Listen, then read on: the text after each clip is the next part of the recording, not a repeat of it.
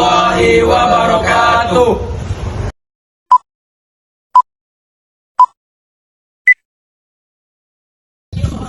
Syekh Abdul Qadir Al-Jailani merupakan tokoh sufi yang paling termasyhur di Indonesia.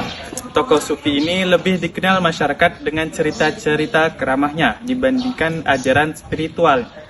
Selain di Indonesia, ulama Persia ini sangat dihormati umat muslim di India dan Pakistan dan disebut sebagai wali yang mempunyai banyak kelebihan. Beliau memperoleh banyak julukan seperti penghidup agama dan Gaus-e-Azam yang berarti orang suci terbesar dalam Islam. Selain itu, Abdul Qadir Al-Jailani juga dikenal sebagai ulama yang mendirikan tarekat Qadariyah dan ulama bermazhab Hambali. Pada artikel ini akan dibahas mengenai biografi singkat dari Abdul Qadir Al-Jailani. Biografi singkat Abdul Qadir Al-Jailani. Syekh Abdul Qadir Al-Jailani merupakan syekh pertama dalam tarekat Qadariyah. Nama asli ulama fikih ini lengkap dengan nasabnya adalah Syekh Abdul Qadir bin Abi Soleh bin Janaki, Dausat bin Abi Abdullah, Abdullah bin Yahya bin Muhammad bin Dawud bin Musa bin Abdullah bin Musa Al-Huzi bin Abdullah Al-Himsi bin Al-Hasan bin Al-Mutsanna bin Al-Hasan bin Ali bin Abi Thalib Al-Jailani. Menukil tafsir Jailani oleh Syekh Abdul Qadir Al-Jailani, beliau lahir di jalan sebelah selatan Laut Kaspia, Iran pada tahun 470 Hijriah atau 1177 Masehi. Dari pihak ibunya Sayyidina Fatimah, beliau ada keturunan Sayyidina Husain, cucu Nabi Muhammad SAW. Sedangkan dari pihak ayah masih ada keturunan Sayyidina Hasan atau cucu Nabi Muhammad SAW. Setelah menyelami pengetahuan agama di kota kelahirannya, pada tahun 1095 Masehi, beliau terdorong untuk merantau ke Baghdad, kota yang pada saat itu menjadi pusat peradaban dan pengetahuan Islam. Beliau bermaksud menimba ilmu sebagai lebih dalam lagi mengenai Islam di sana. Selama di Baghdad, Abdul Qadir Jailani mudah menjumpai para ulama, berguru dan bersahabat dengan mereka, sehingga ia berhasil menguasai ilmu lahir dan batin. Salah seorang yang menjadikan beliau seorang ahli sufi yang dihormati adalah Abbas yang membimbingnya dalam bidang tasawuf. Kisah Salahuddin Al-Ayyubi, penakluk perang salib yang bijaksana, karya-karya Abdul Qadir Jailani. Menukil Al-Kisah nomor 7 yang diterbitkan pada 7 April 2011, berikut karya-karya Abdul Qadir Jailani. 1. Tafsir Al-Jailani. 2. Al-Fatu Ar-Rabbani wal Ar-Rahmani. 3. As-Salawat wal Al-Aurat.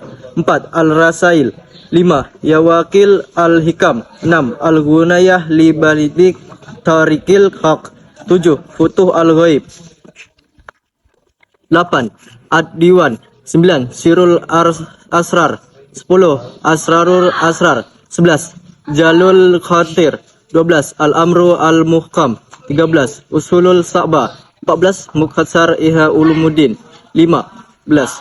Ilmu Huluddin. Syekh Qadir Al-Jailani adalah syekh pertama dalam tarekat Qadirat.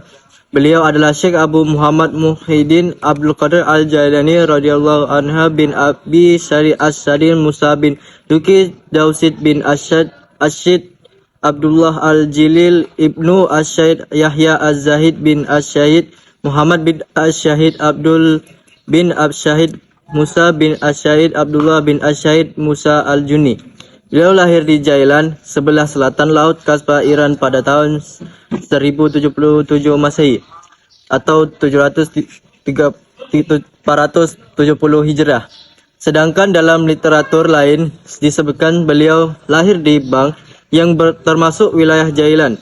2. Pada akhir sejarah berbeda pendapat tentang tepatnya kelahiran Al-Jailani. Mayoritas ahli sejarah menyebut bahwa beliau lahir di tahun 470 Hijriah 3 atau 471 Hijriah. Sebagian yang lain menyebutkan bahwa beliau lahir pada tahun 491 Hijriah. Pendapat yang diyakini paling syahih adalah pendapat Ibnu Al-Jauzi, yakni 1 Ramadan 471, karena Ibnu Al-Jauzi adalah ulama yang sesama dengan Al-Jailani. 4.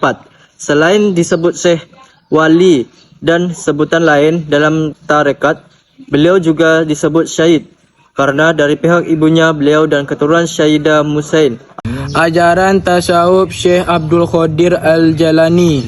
Biografi Syekh Abdul Qadir Al-Jalani dilahirkan pada pertengahan bulan Ramadan tahun 471 Hijriah di kampung Jilan. Ibunya adalah Ummu Al-Khair, induk kebaikan, Ahmad Al-Jabbar, khodam Tuhan Yang Maha Perkasa, Fatimah binti Abu Abdillah As-Sumai, seorang ibu yang banyak memiliki karamah dan akhwal. Beliau menetap di Jilan sampai berusia 18 tahun. Pada tahun 488 Hijriah pindah ke Baghdad hingga akhir hayatnya. Mulai belajar sejak usia dini dengan mempelajari Al-Quran di bawah bimbingan Abu Al-Wafa Ali bin Ukhail Al-Hanbali, Abu Khattab Mahfuz Al-Khawazani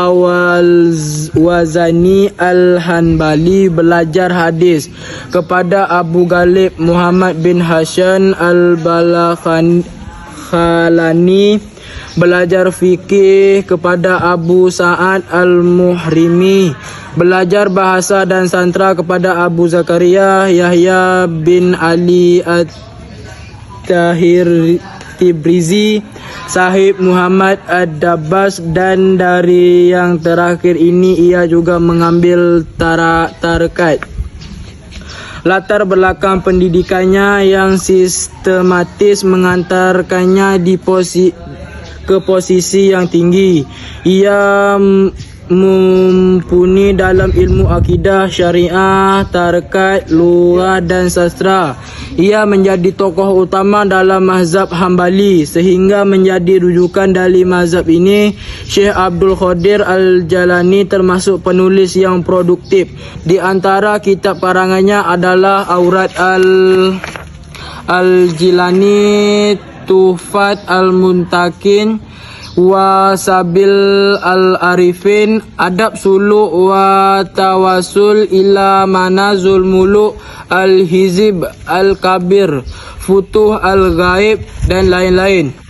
Muridnya sangat banyak, di antaranya adalah Abu Ali Hasan bin Muslim bin Abi Al-Jud Al-Farisi Al-Iraqi 404-594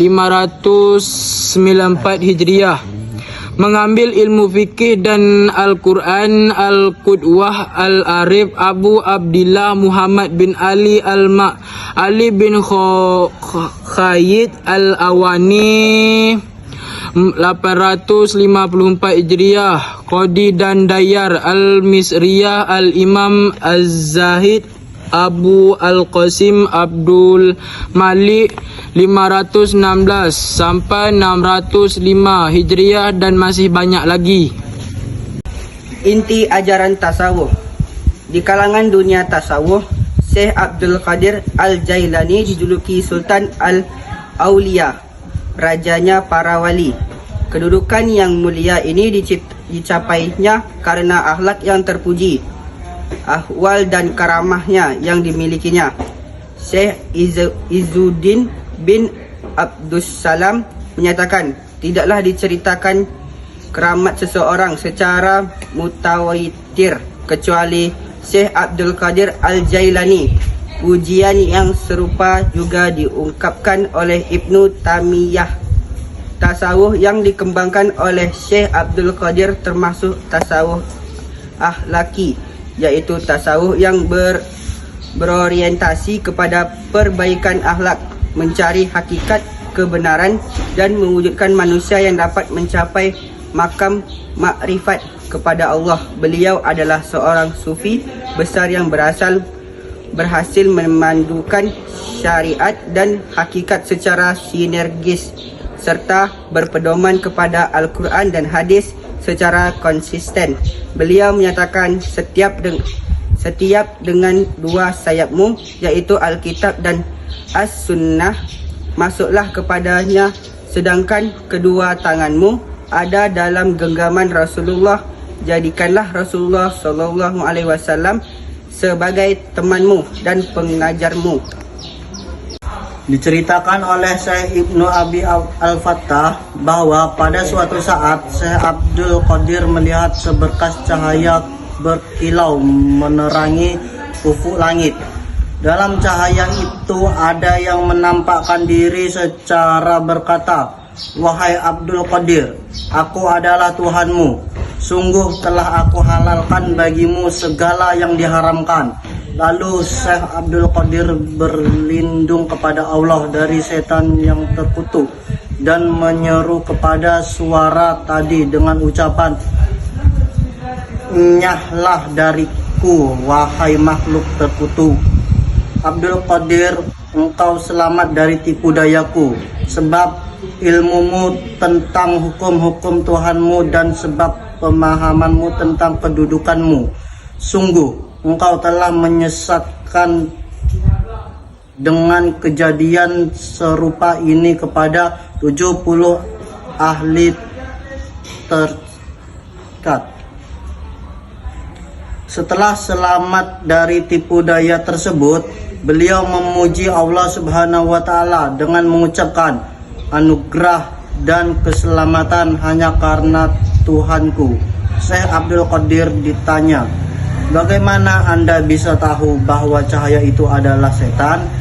Beliau pun menjawab, "Dari ucapannya, yaitu telah aku halalkan bagimu segala yang diharamkan, karena Allah tidak akan memerintahkan berbuat jahat." Syekh Abdul Qadir melihat ajaran Islam dari dua aspek, yaitu dari lahir dan batin.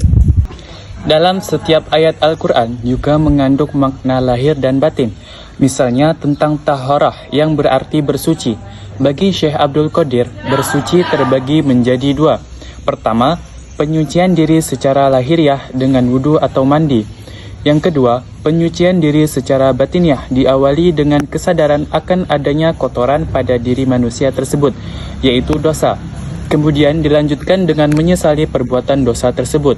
Cara penyucian batiniah harus mengambil jalan spiritual yang diajarkan dan dibimbing oleh guru atau mursyid spiritual yang otoritatif, mempunyai sanad keilmuan yang khas atau mempunyai sanad keilmuan yang jelas melalui taubat, talqin, zikir, tafsiyah, dan suluk. Kesucian batin dapat hilang oleh karakter buruk manusia, tingkah laku yang rendah, tindakan-tindakan tidak sah atau haram, dan sikap-sikap seperti kebanggaan diri, keangkuhan, berdusta, bergunjing, fitnah, iri hati, amarah, mengkonsumsi makanan haram. Aktivitas fisik juga dapat menghilangkan kesucian batin. Misalnya, mata melihat hal-hal yang haram, telinga digunakan untuk mendengarkan pergunjingan dan sejenisnya. Tangan digunakan untuk memukul orang yang tidak bersalah, mulut digunakan untuk berkata kotor dan memaki, serta yang lainnya. Ketika kesucian batin menjadi kotor, maka wudhu spiritual juga menjadi batal. Pembaharuan wudunya dengan penyesalan taubat yang sungguh-sungguh, istighfar, memohon ampun kepada Allah atau kepada orang yang dizalimi, dan berdoa agar Allah melindunginya dari perbuatan yang serupa di lain waktu. Syekh Abdul Qadir melihat ajaran Islam dari dua sisi, yaitu lahir dan batin. Lahir artinya aspek formal ajaran fikih, sementara yang dimaksud ajaran batin substansi adalah tasawuf. Beliau mengamalkan ajaran Islam dari dua aspek tersebut. Mengamalkan ajaran agama tidak hanya dari sisi fikih saja, sebab fikih baru mengandung aspek pengamalan formal ajaran Islam yang seringkali tidak menyentuh atas dasar ajaran Islam yang sangat mendalam, sehingga dibutuhkan pengamalan agama secara mendalam, substantif, yaitu dengan pengamalan tasawuf. Beliau juga tidak hanya mementingkan ibadah fardu saja, tetapi amalan sunnah juga menjadi perhatian penting dalam pengamalan ibadahnya.